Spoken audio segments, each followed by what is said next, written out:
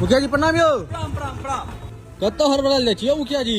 दो रात में दुखना बेटा मार कॉल के तकरे पंचायती में कनी जा रहल छी। अच्छा अच्छा। हाँ। मुखिया जी की भी ने की बात? देखे छियै बकरी हमर चर बगल के खेत में चल गेले तो बकरी घेर लेलकै। के घेर लेलका बकरी हो? ओए गामक आदमी। चलो तो देखे छी कि हमर पंचायत के आदमी के बकरी घेरे। चलो तब राहुल गाड़ी निकाला तो चलो तो थाना पर पटना के बो भाई गेले है करी। चल चल चल चलू निकाला गाड़ी। नहीं ना चिंता नहीं करू, पंचवर्षीय में के नाला वाला काज हम करवा दे। ई तो पिछलो बेर कहने अरे रही नहीं है नहीं मुखिया बेर करवा दे, बेर भ जा, चिंता नहीं करू। हाँ ठीक छे मुखिया जी। हाँ हमर इंदिरा आवास वाला नहीं करा देबै?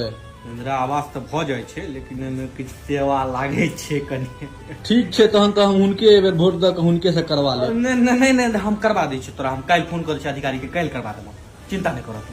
किछ से बातें बारने लागी छी, जा। ठीक है प्रणाम मुखिया जी। हाँ अयो वहाँ सरपंच छी त हमहू ए गामक मुखिया छी, हमरो बात चलते पंचायती में राखऽ पड़त। हमर वाला काज नहीं भेले बीओ साहब। नहीं नहीं एना नहीं हेतै।